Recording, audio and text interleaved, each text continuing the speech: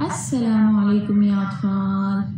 اليوم سنتعلم كيفية كتابة حرف السين.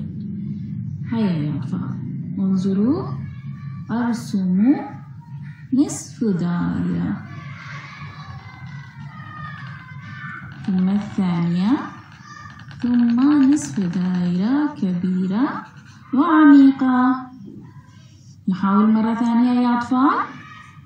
نصف دائرة صغيرة، ثم نصف دائرة صغيرة ثانية، ثم الثالثة هي كبيرة وعميقة.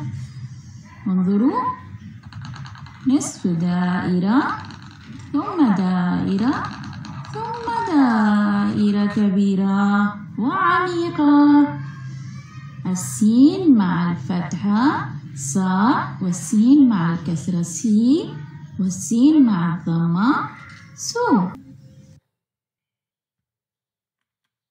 سين سيارة، سين ساعة، سين سجدة،